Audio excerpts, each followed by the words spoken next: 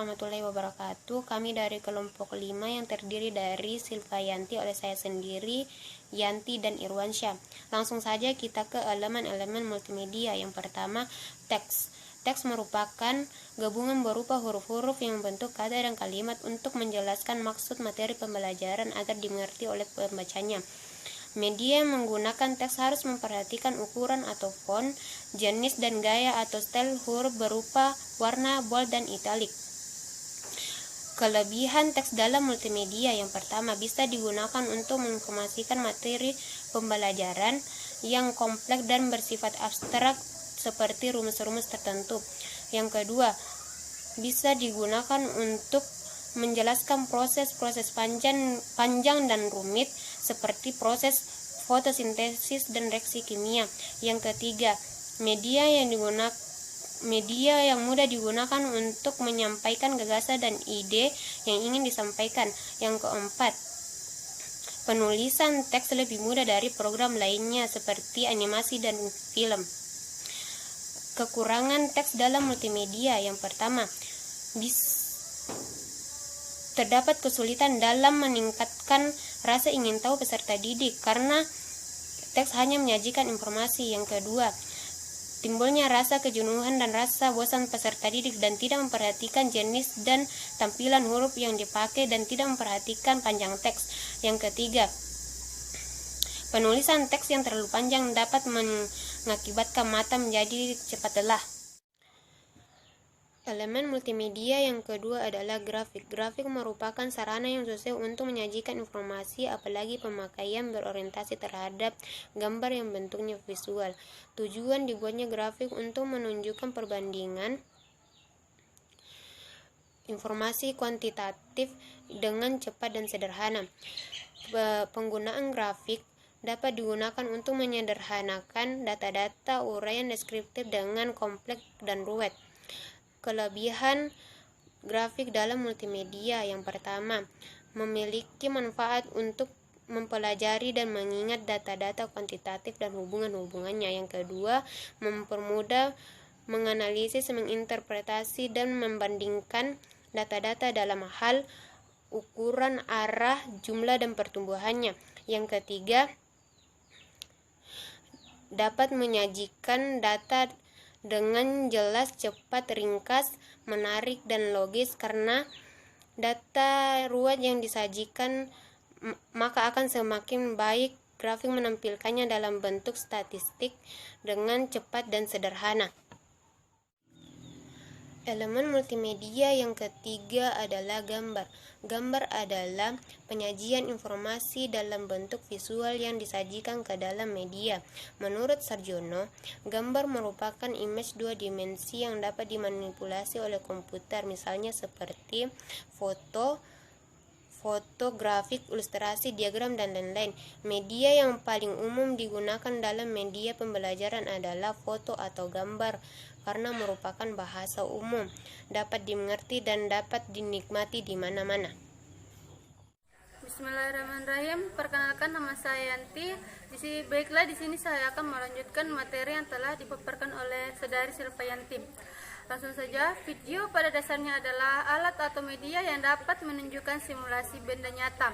Menurut Munir pada tahun 2012 berpendapat bahwa video adalah teknologi penangkapan, perekaman, penyimpanan, pengolahan, pemindahan, dan perekonstruksian urutan gambar diam dengan menyajikan adegan-adegan dalam gerak secara elektronik. Video dapat menyediakan sumber daya yang kaya dan hidup bagi aplikasi multimedia. Sedangkan menurut Sutopo pada tahun 2012 menyatakan bahwa video merupakan hasil pemrosesan yang diperoleh dari kamera sehingga dapat dipahami. Yang dimaksud dengan video adalah simulasi benda nyata dalam sebuah media digital yang menunjukkan susunan atau urutan gambar-gambar bergerak yang dapat memberikan pemahaman lebih nyata terhadap objek-objek dalam sebuah pembelajaran. Sedangkan animasi merupakan tampilan yang menggambarkan antara media teks, grafik, dan suara dalam suatu aktivitas pergerakan. Menurut Sutopo pada tahun 2012 menyatakan konsep animasi yaitu menggambarkan informasi dengan satu gambar atau sekumpulan gambar yang sulit untuk disajikan.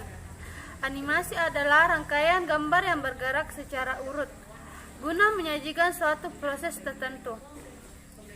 Menurut Sanjaya pada tahun 2012 menyatakan keuntungan dari pengguna animasi dalam program multimedia yaitu 1. Multimedia yang menggunakan animasi yang bagus dan sesuai dapat membuat multimedia menjadi lebih menarik sehingga tidak membuat bosan dan dapat menambah motivasi belajar siswa. Kedua, memudahkan penggunanya dalam mengemas film animasi untuk menyampaikan berbagai jenis materi pelajaran yang sesuai dengan tujuan pembelajaran kognitif, afektif, dan psikomotorik. Ketiga yaitu penggunaan film animasi di dalam program multimedia dapat mengirit biaya produksi dibandingkan dengan memakai pameran yang sesungguhnya. Keempat yaitu memproduksi multimedia dengan film animasi akan lebih mudah mengorganisasikan sesuai dengan kehendak penulis naskah. Menurut Sanjaya pada tahun 2012, kekurangan dari pengguna film animasi yaitu 1. Memerlukan keahlian khusus dalam membuat animasi sehingga bukan pekerjaan mudah dalam membuatnya. Kedua yaitu memerlukan perangkat keras seperti komputer yang memiliki spesifikasi khusus. Ketiga yaitu penggunaan animasi dalam bentuk file cenderung hanya cocok digunakan untuk siswa usia tertentu. Assalamualaikum warahmatullahi wabarakatuh. Perkenalkan, nama saya Irwansyah. Baiklah, kali ini saya akan melanjutkan materi yang telah disampaikan oleh saudari Yanti, di mana audio. Definisi dari audio adalah sebagai jenis-jenis bunyi dalam bentuk digital, yaitu musik suara, narasi yang dapat didengar sebagai keperluan suara latar, penyampaian pesan duka, semangat, sedih, sesuai dengan situasi dan kondisi. Daryanto menyatakan bahwa audio berasal dari kata audible yang artinya suara yang dapat didengar sewajarnya oleh telinga manusia.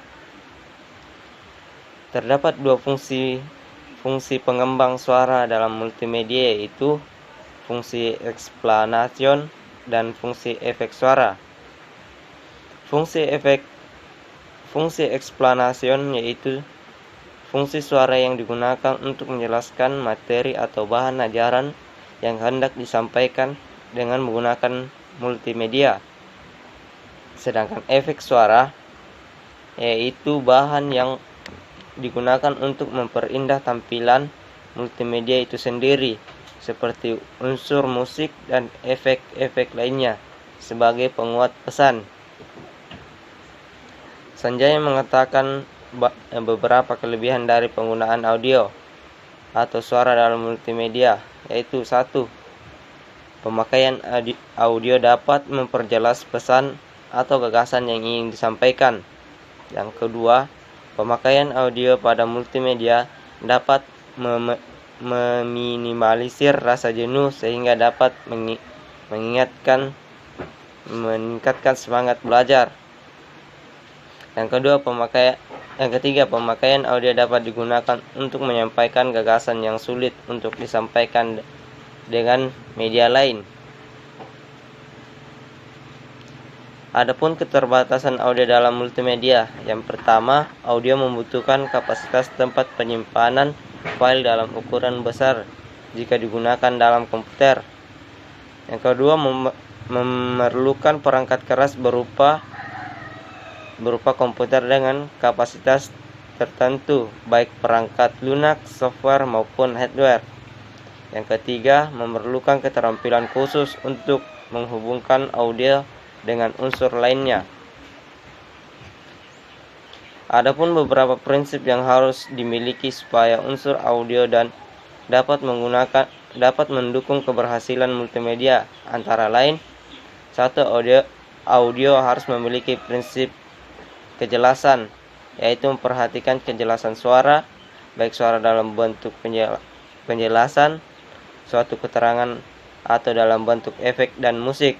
Yang kedua, audio harus memiliki prinsip sesuai relevansi, yaitu setiap suara yang muncul harus relevan atau sesuai dengan unsur-unsur lainnya seperti teks, foto, gambar, animasi, dan sebagainya. Yang ketiga, audio harus memiliki prinsip komunikasi, yaitu bahasa yang dipakai dalam audio adalah bahasa komunikasi yang baik dalam penyampaian atau penjelasan materi. Materi yang berikutnya yaitu interaktif. Rob Phillips menyatakan interaktif merupakan suatu proses pemberdayaan siswa untuk mengendalikan sumber belajar. Interaktif merupakan elemen yang sangat penting dalam multimedia interaktif. Bagian interaktif ini hanya bisa ditampilkan di komputer, berbeda dengan teks, suara, foto yang ditampilkan di media seperti TV. Sarjono menyatakan tingkatan dalam multimedia pembelajaran interaktif dapat diidentifikasi sebagai berikut. Yang pertama, navigasi video atau audio. Navigasi video atau audio adalah seperangkat tombol yang berfungsi untuk mengontrol jalannya video atau audio. Yang kedua, navigasi halaman adalah seperangkat tombol yang berfungsi untuk mengeksplor halaman multimedia pembelajaran interaktif, maju satu halaman, mundur satu halaman, atau menuju halaman lain yang diinginkan. Yang ketiga, kontrol menu atau link. Kontrol menu atau link adalah objek yang berupa teks, gambar, atau ikon yang diberi properti hyperlink sehingga apabila objek tersebut diklik, maka multimedia pembelajaran interaktif akan menampilkan halaman atau objek yang lain digunakan. Yang keempat, kontrol animasi adalah seperangkat tombol yang untuk mengatur jalannya animasi. Yang kelima, hypermap. Istilah hypermap menunjukkan pada sekumpulan hyperlink yang berupa area yang membentuk suatu area lebih besar. Yang keenam, respon feedback adalah interaktivitas berupa respon feedback adalah mekanisme aksi reaksi dari suara program yang interaktif. Yang ketujuh, drag and drop. Drag and drop adalah aktivitas memindahkan suatu objek dari satu tempat ke tempat lain dalam layar. Sekian materi dari saya, kurang lebihnya mohon dimaafkan. Wassalamualaikum warahmatullahi wabarakatuh.